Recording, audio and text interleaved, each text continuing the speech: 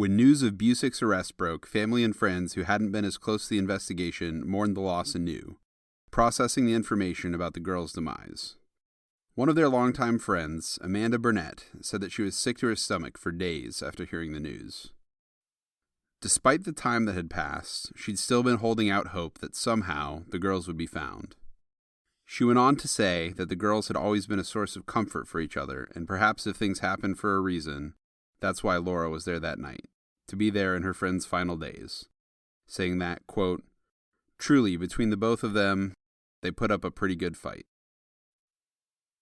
Welch's relatives, when interviewed later, were not overly surprised. Many people who knew Welch would describe him as evil, or a monster. When Dwayne Vansell learned that Welch had already passed away, he said, quote, "He's the kind of guy you'd like to see on a bed of nails out in the hot sun with wet leather around his neck, but God will deal with him." Hi, I'm your host, Zach Williams. Welcome to Compulsion.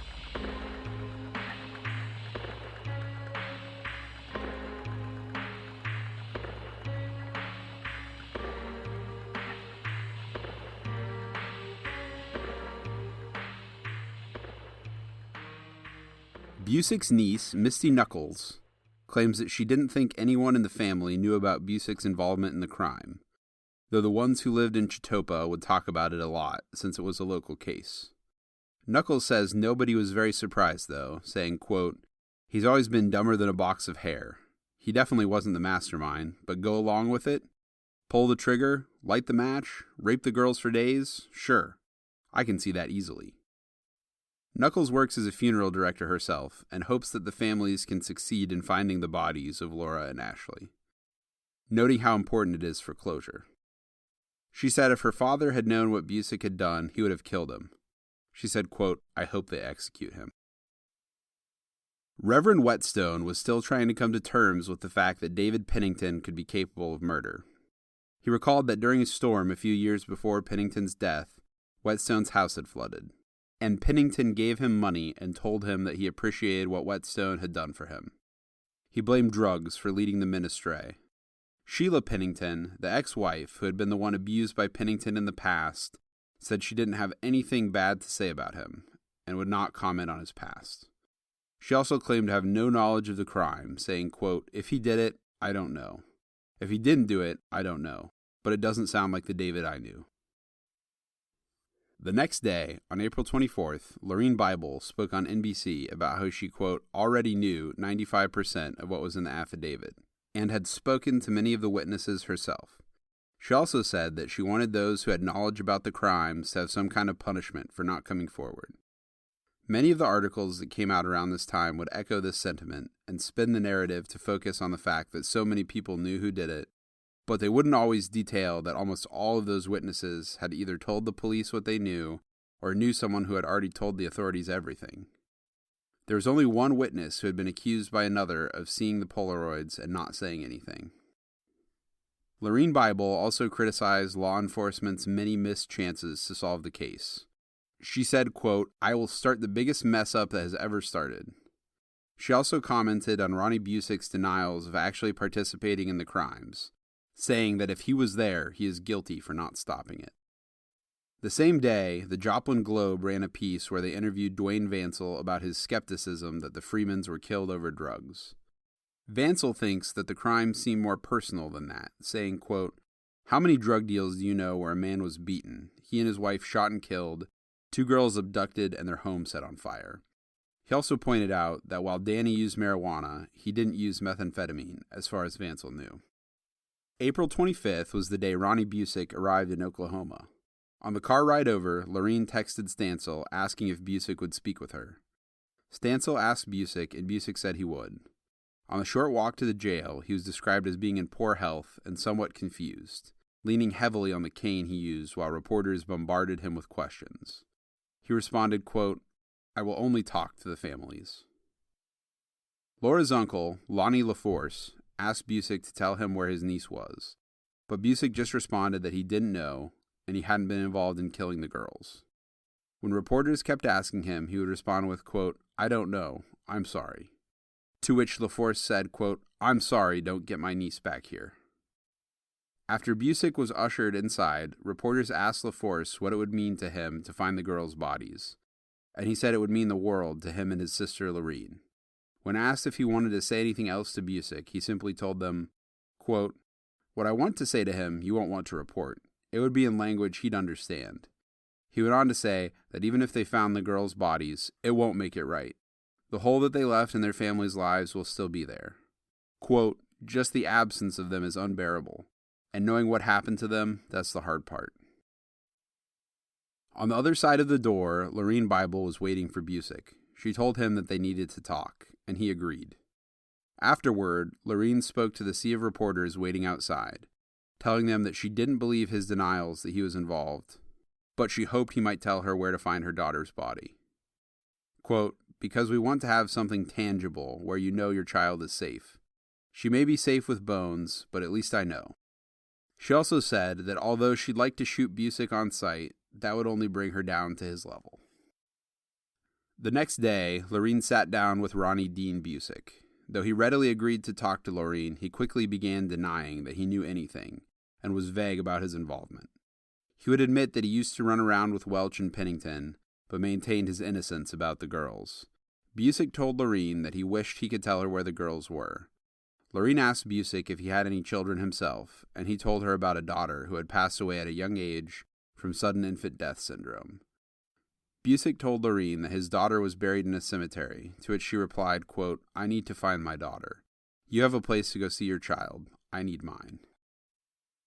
After talking in circles for quite some time, Lorene gave up on talking to Busick and explained her frustration to waiting reporters. She absolutely did not believe Busick and thought he was withholding information that could lead to finding the girls. Lorene still hopes Busick will open up and tell them more that could help. Vansel says he has, quote, "no desire to talk to that parasite." He thinks that Busick genuinely doesn't know where the bodies are and said, quote, "Busick will get what's coming to him, maybe not in this life, but definitely where he's going next." That same day, NBC spoke with Glenn Freeman about his take on the motive given in the affidavit. Glenn thought that his son had been clean for at least 4 or 5 years, so drugs, let alone something as extreme as meth, didn't seem a likely motive. He'd even visited about 2 weeks before Danny was murdered, and didn't see any signs at all that Danny may have been using again. He expressed his frustration at the way law enforcement ignored evidence, saying, quote, "They kept that shit hid for 18 years. He also said he understood why people in the affidavit didn't come forward, because Busick, Welch, and Pennington had threatened to kill them. He even said he believed some people were killed over it, but did not elaborate further." Bible said she'd like to talk to Busick again, but whether or not his lawyers would allow it was unclear. She even said she would push for him not to get the death penalty if he would help her, because, quote, "he's in bad health. He's going to meet his makers sooner than most. It'll do me no good to go on a witch hunt for this man. He'll get his. My focus is on bringing the girls home." After the news broke about Busick's arrest, other witnesses reached out to Lorene, but they were hesitant about talking to law enforcement given their ties to the criminal world. Lorene pleaded with the public, telling people to come forward and help her find her daughter. Sheriff Winfrey told the public that Busick would be kept in protective custody, as many of the other inmates in the Craig County Jail were anticipating his arrival. That same day, the Tulsa World ran an interview with Dwayne Vansel about how law enforcement had handled the case. He said, quote, "This case was grossly mishandled by previous law enforcement, and there's no reason this shouldn't have been solved within a matter of weeks. We potentially had the opportunity to get the girls back alive. That's the real tragedy." He also told the press that he had been one of the people to tip off the OSBI about the Chetopa gang within the first few weeks of the case. However, much like most of the interviews from that time, no record of this was kept. Since the girls were kept for at least a few days, he's not wrong in saying that they could have gotten them back alive. When Tom Pryor gave Phil Welch's name to the police, just a day after they were abducted, the girls were still alive and held captive in Welch's house. After Busick's arrest, the Bibles made sure to defend Stansel and Ferrari on social media, because several articles ignored the timeline in the affidavit and spun the story to indicate that the creative evidence Sheriff Winfrey found was solely responsible for solving the case, when many of the critical witness interviews were before this. The Find Laura Bible Facebook page posted the following status, quote, "For those of you questioning if the crate found by Craig County Sheriff's Office led to this arrest, the answer is no. The Bibles, along with Tammy and Gary, have been working this angle of the case even before the new administration for Craig County took over in 2017. That crate did offer up a few more pieces of this very large puzzle." Jay Bible told the Tulsa World, quote, "Our greatest and deepest thanks to Gary Stansel and Mrs. Ferrari for their work and involvement in this case. It was a wild mess before they became involved through all these years. The first 15 years seemed fruitless. There's very little information and evidence that came forward. The Bibles mention their many struggles throughout the years, naming problems with the OSBI, FBI, and Craig County Sheriff's Office. Lorene Bible said that many times when the family tried to offer up their help or ask for information, they were told to go home and let the authorities handle it.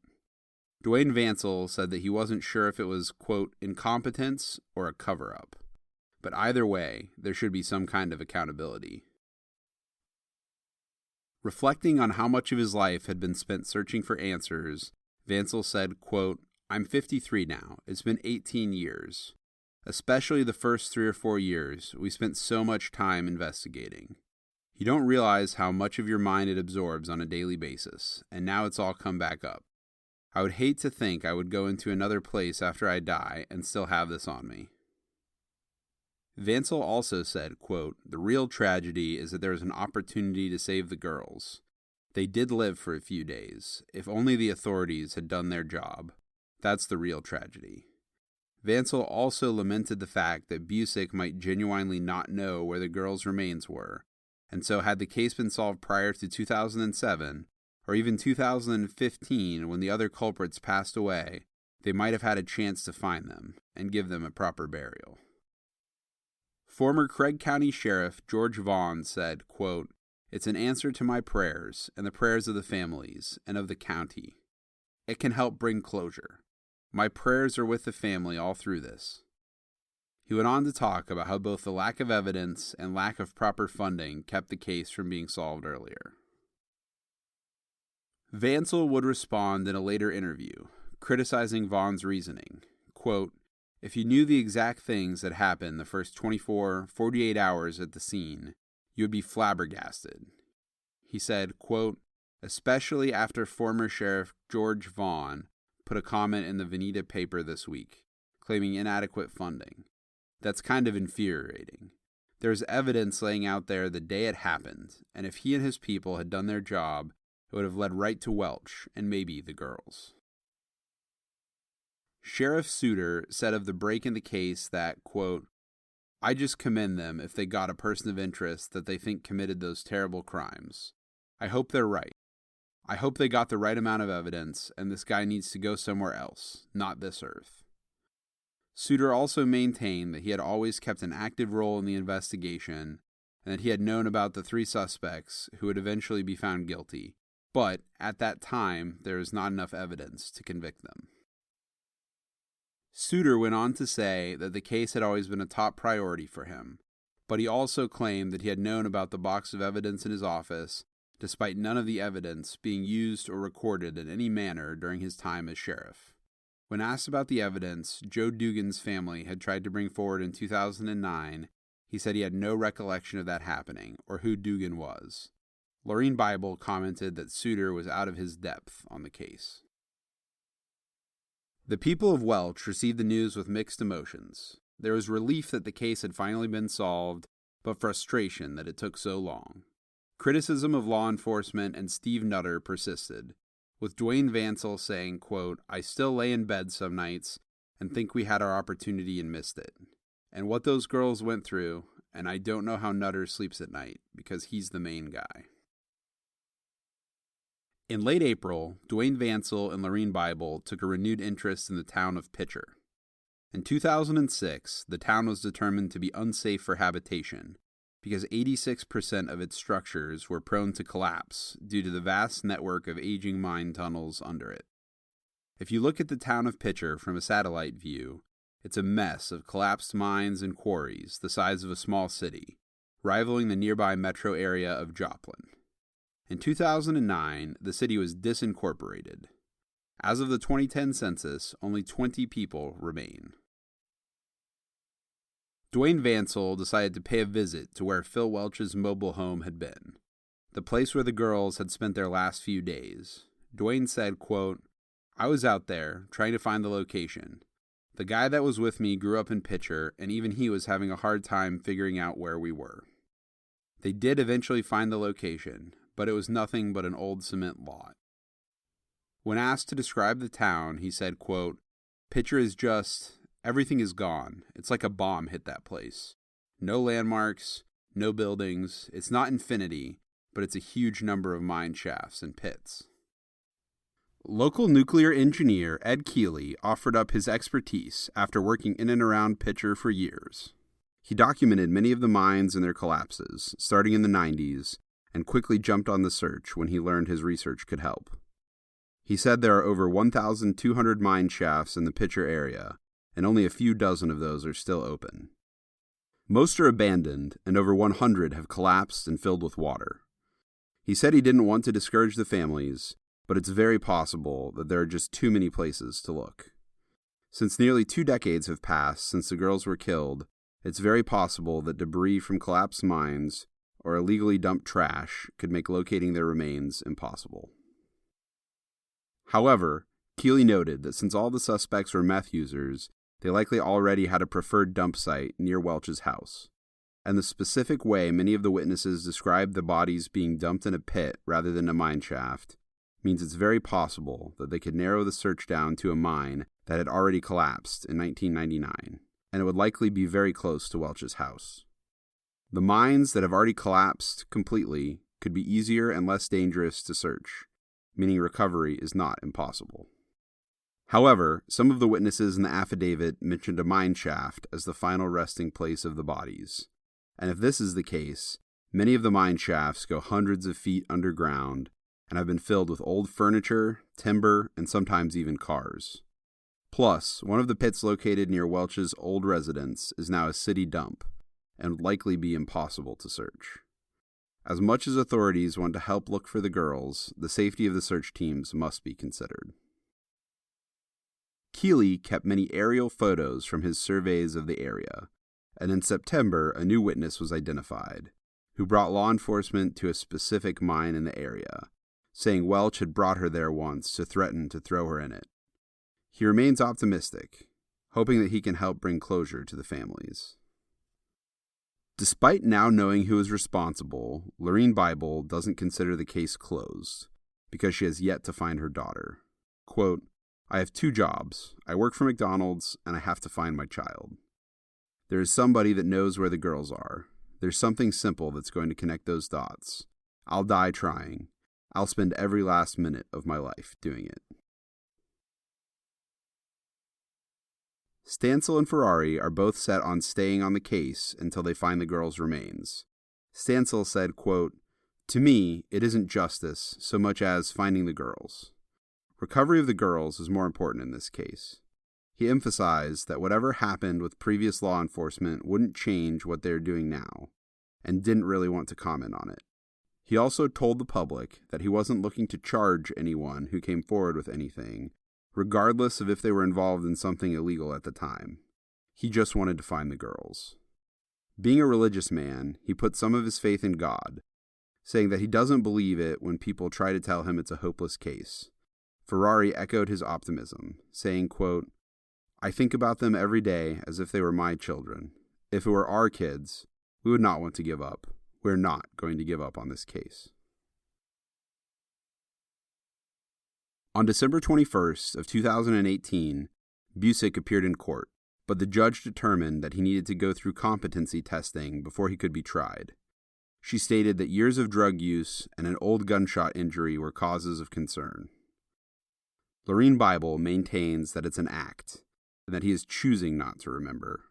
Vansel is of the opinion that Busick genuinely doesn't know, as he was the lowest in the pecking order. On December 29th, the Bible spoke with the Muskogee Daily Times to reflect on the 18-year anniversary. They have 18 great-grandchildren to celebrate the holidays with now, but Christmas time always brings back painful memories of Laura.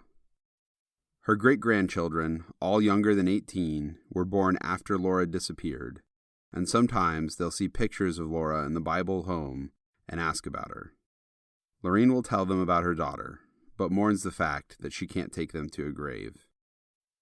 Jim Martell joined the search in Picher in 2019.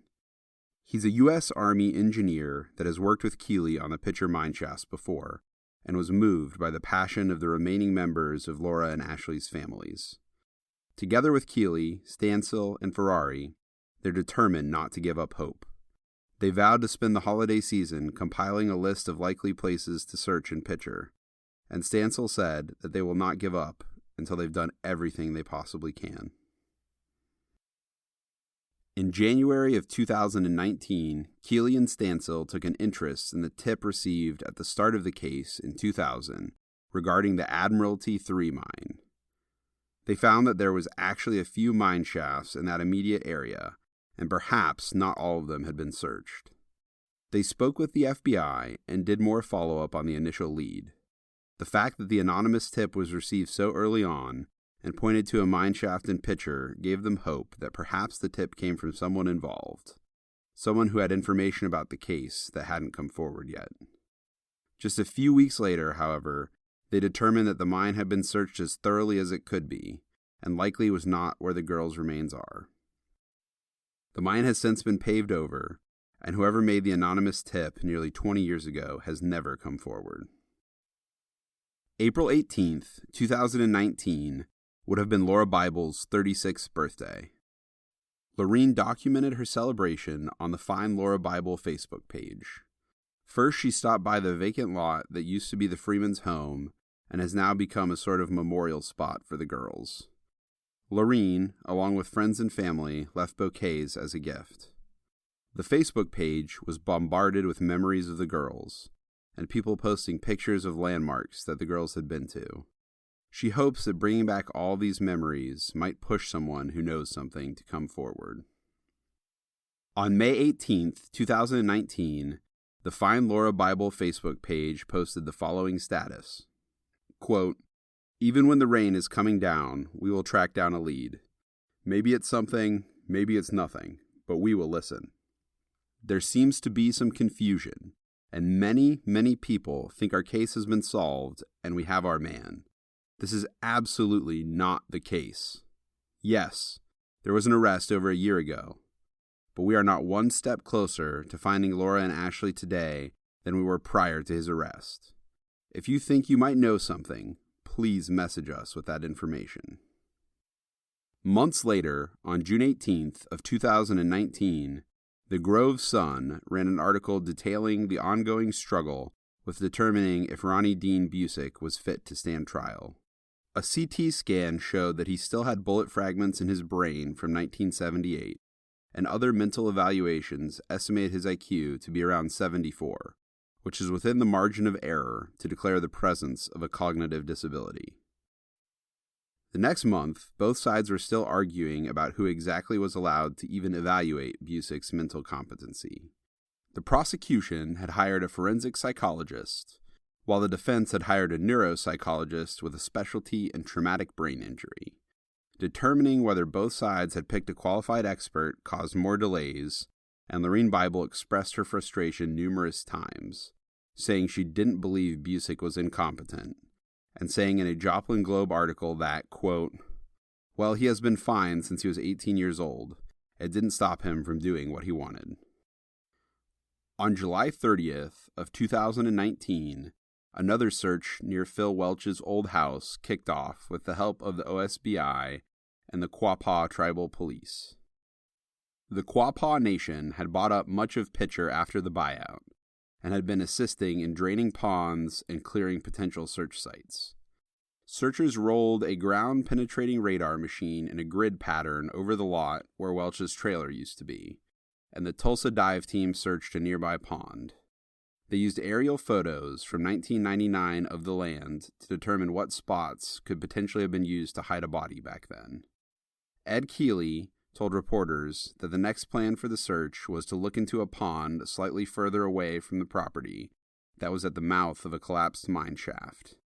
There is one side of the pond accessible by vehicle, but not through main roads, that was right by a drop-off where the water started to get deep. Keeley had a particular interest in this spot and seemed hopeful. Lorene Bible told the Joplin Globe, in regard to the search, that she was avoiding getting her hopes up so she wouldn't be disappointed if nothing was found, saying, quote, "You stay off that roller coaster. You say, okay, it's another day. Let's go see what we find." The next day, the pond Keeley was interested in was examined. Since it was over an old mine shaft, the water had almost zero visibility, and the mine shaft entrance or other tunnels that might have opened could have caused unpredictable currents or suction, so it was determined that it was too dangerous to send divers in.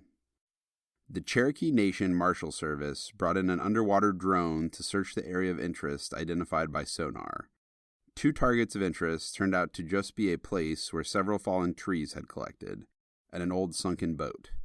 Cadaver dogs brought into areas of interest in the ground didn't hit on anything, and a single bone found in a pond by searchers turned out to be a cow bone.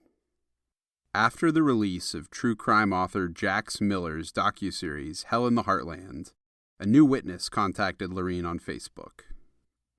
He said that he'd recognized Welch and Pennington from an incident 2 decades prior when he'd been fishing in a local pond and saw 3 men drive out of the Acme Mine Service Road. This mine is in the Picher mining field in very close proximity to the Admiralty 3 mine. He said he'd been startled by them and wondered what they were doing, and he saw 2 of the men in a convenience store later, and one of them glared at him. The description of the truck he gave to authorities was deemed close enough that it may have been a credible lead. Lorene Bible went to the witness's house shortly after he contacted her and said her gut feeling was that his story was reliable. The witness thinks this incident took place after the January 4th search of the nearby Admiralty 3 mine in the winter or early spring of 2000. In late November of 2019, Tulsa police lowered a camera into the Acme shaft to determine if any kind of search would be possible. The camera only had a visibility of 2 feet in the cloudy water, but it was enough for the Tulsa dive team to determine that although the walls were too unstable to send a diver in, the entrance to the mine workings was open. The mine was between 159 and 175 feet deep, and near the bottom were the mine workings, a tunnel that branched off deeper into the earth. Police determined that since the entrance was still open, it was very possible the girls' remains had been washed into the workings if they were indeed in that mine. Ed Keeley told the Joplin Globe that the mine had been virtually free of collapse and that, quote, "everything looked like it did in 1918, and that's highly unusual." Throughout the winter, the Office of Surface Mining Reclamation and Enforcement joined the search and brought some more high-tech equipment. The Acme mine shaft, along with 3 others of interest, were now able to be searched with a borehole camera, able to withstand more pressure and get clearer images than the cameras used previously. They also had an underwater drone that could be controlled into the various mine workings. Though this technology was far more advanced than what was used 2 decades prior, the day-to-day variation in visibility provides a hurdle for searchers, along with the shifting debris in the various mine shafts.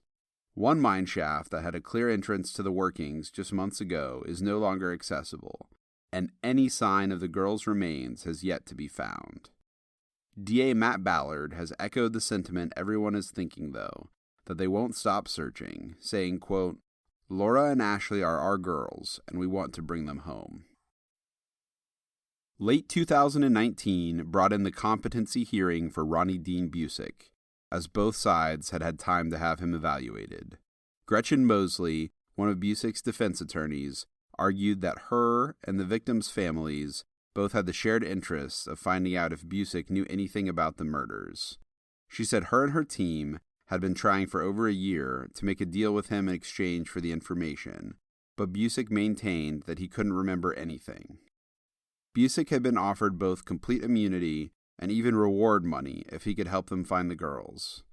Busick's attorney said that he couldn't keep their names straight, and while he could discuss the particulars of whatever deal they might be talking about, he was quick to go on tangents about trivial things, like his allergies, or the fact that he missed his dogs. His defense maintained that he was mentally incapable of grasping the gravity of what was happening to him. Cognitive testing revealed significant soft tissue damage, and Busick performed extremely slowly at problem-solving skills. But this was from the gunshot, and in the 41 years since it happened, he'd lived successfully by himself and even had a wife at one point. He had no issues functioning as an independent adult. The defense expert, Dr. Gilbert Martinez, was quoted in a December 14, 2019 article in the Veneta Daily Journal as saying, quote, Mr. Busick would be expected to perform worse on intelligence testing than 96 of every 100 individuals in his age group. Individuals with similar patterns of neurocognitive and intellectual impairment are often determined to lack competency to fully engage in legal proceedings. In that same article, the witness statements about Busick were summed up as following, saying that Busick was, quote, slow, could not manage money, could not work, did not care for or clean up after his animals, didn't drive, was a follower, used a lot of drugs, and didn't make much sense. The jury selection process for Busick's competency trial was difficult, as almost everyone in the area had heard about the case, and many jurors were excused after finding out what the case involved. One woman who was friends with J. Bible was allowed to remain on the jury as she said she could remain impartial. Several jurors left after admitting that they felt empathy towards the families and likely couldn't be impartial. And one juror even said they got the chills when they found out what this case was about. Even when the final jury was selected, the majority of them already knew who Busick was. Eventually, the prosecution's expert and the third party chosen by the court found Busick competent, while the defense expert didn't, though all agreed he suffered from diminished capacity due to his gunshot wound and years of copious drug abuse. Greg Graves, Busick's attorney, who has repeatedly said Busick cannot remember his name, was quoted in a December 19, 2019 article as saying, quote, he didn't even try to take advantage of a, you can walk out of here and go home. It doesn't make sense. That's not what a rational person does.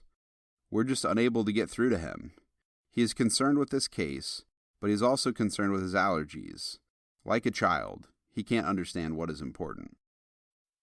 Dr. Scott Orth, the third-party evaluator, disagreed with the defense, saying, quote, it was my opinion that he does understand exactly what he is charged with.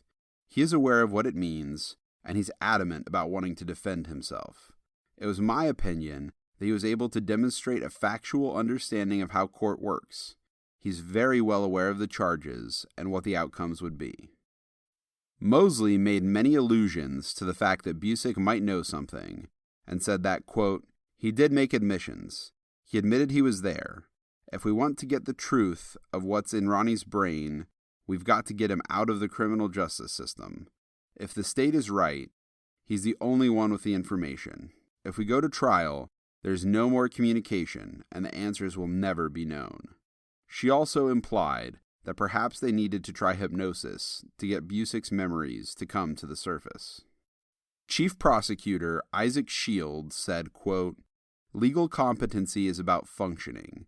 The fact that he has kept his mouth shut does not equal incompetence. Is it rational why a person would not confess to doing one of the worst things imaginable to another human being? This isn't complicated. He understands what the stakes are. Simply because you make it to 70 years old doesn't mean you can't be judged now. He needs to face trial. He needs to face the evidence. After just a 2-day trial, Busick was declared competent after a 45-minute debate by the jurors. The verdict was unanimous. When Lorene was asked about her thoughts, she simply said that she always knew he was competent, and then took the opportunity to tell the media that she would never give up on finding the girls. and once again asked the public to come forward if they knew anything. Whether Busick receives the death penalty or not remains to be seen, but due to his poor health, he will likely spend the rest of his days in prison. His trial has currently been delayed due to the COVID-19 pandemic. Late December brought about the 20-year anniversary and marked 10 years since Ashley has been declared legally dead. In a December 28, 2019 article published in the Woodward News, Dwayne Vancel's suspicions were once again reiterated. Vancel doesn't believe that Danny was involved in any hard drugs, especially not meth, and that Danny only used marijuana. This was the article where he said that 2 weeks before Danny was killed, he'd confided in Dwayne that he feared someone in the Craig County Sheriff's Office was out to kill him. Vancel also said that he has reason to believe a member of the Sheriff's Office at the time of the murders may have had ties to the Chitopa bunch, because a member of their family was a user of methamphetamine. An article published that same day interviewed Laura's cousin, Lisa Bible Broderick. She talked to the Joplin Globe about how Laura's disappearance had affected her. Her own daughter, Lexi, has curly hair and a mole on her face and bears a passing resemblance to Laura. Lisa recalled sleepovers with Laura, where the girls and their other cousins would plan out their weddings and how many kids they wanted, and what their future would look like. She remarked on how what happened to Laura had made her a bit overprotective of her own children, especially her daughter, saying, quote, "I know I probably don't let her do some of the things she would like to do out of fear. I can count on one hand how many times she's spent the night away from me, probably only with 2 friends her entire life, and they were people I really knew well." As the interview took place just after Christmas and the 20-year anniversary of the murders, she said it put a dark cloud over the holiday for her, saying, quote, "I love Christmas. I'm a Christmas fanatic. I'm glad I decided to decorate early, because I was excited for Christmas to get here, but now it's not in me. Maybe it's because of the 20th anniversary, or maybe it's because we were in court, but I'm finding myself struggling more than ever to enjoy life this year."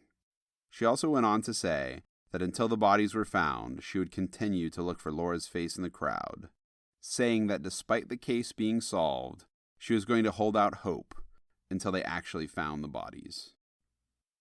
After the 20th anniversary, Lorene remarked that even though Welch and Pennington are dead and Busick is due to face trial, she doesn't think that everyone who was involved has been identified. The group the men were a part of was known as the Chitopa Five, and who the other 2 men were, and if they were involved, remains to be seen. Tom Pryor said the case haunts him, knowing that they could have saved the girls, but law enforcement wouldn't investigate the right people. He said the case still keeps him up at night sometimes. Glenn Freeman says he will never get over the loss of his family, and he keeps pictures of them everywhere. When asked if it bothered him to live so close to where Danny and Kathy were killed, he said that he didn't dwell on it, but, quote, "What I do think about is my own children. The only one that had any was Danny, Shane, and Ashley. They're both dead. I think about that sometimes. I don't have anyone to follow me." He doesn't think the girls' bodies will ever be found, but he hopes that maybe those who botched the investigation could be brought to justice. He called out Steve Nutter specifically, saying, quote, "Nutter should be investigated from one end to the other, and Suter had everything in a box for 16 years.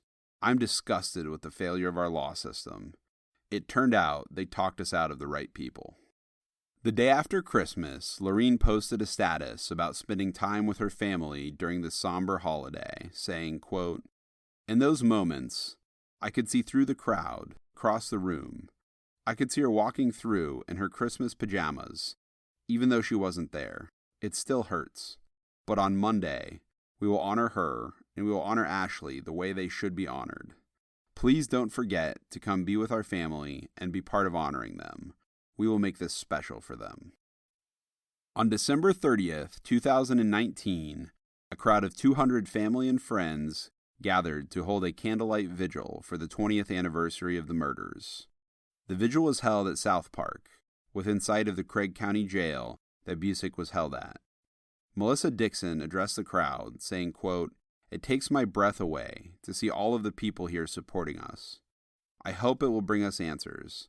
I hope Busick will tell us where the girls are. Maybe he will see all of these people and feel remorseful and tell us what he knows." During the vigil, Dwayne Vansell said, quote, "This was much bigger than the two families. The whole community was impacted by this. The community was victimized. I see a lot of people here who were kids 20 years ago, and now they are here with their kids." Agents Ferrari and Stansel, who had solved the case but considered their jobs far from done, took turns addressing the crowd. Agent Ferrari emphasized that they needed the public's help, saying, quote, "We continue to reach out for doors to open. Every time we do this, more calls come in. We're still getting leads 20 years later, but there are still people hesitant to call.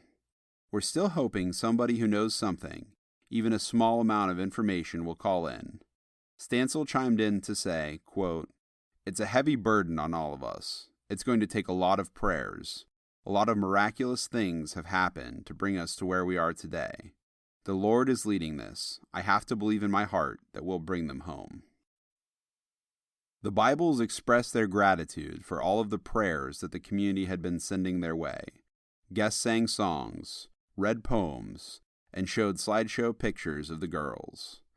J. Bible said, quote, "People ask us how we're able to go through this. It's because of people like you. You've been here every hour since we've gone through this, every time we've searched, and every time we've tramped through the woods. You've been here with your prayers of support. We know it's God making this happen. He's in control of this situation. We're still faithful in our resolve. It's been 20 years, but we're still not giving up. One day we'll have the answers. With y'all's help and prayers and the media, we've been able to keep this going for the past 20 years. It's a hard thing, but praise to God for each and every one of you."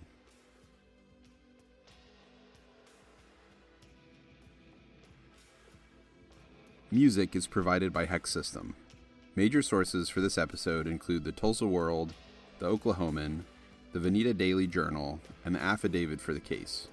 For a full list of sources or links to our contributors, please see our show notes. Follow us on Twitter or Instagram at CompulsionCast to stay up to date on our latest episodes and news. See you in 2 weeks.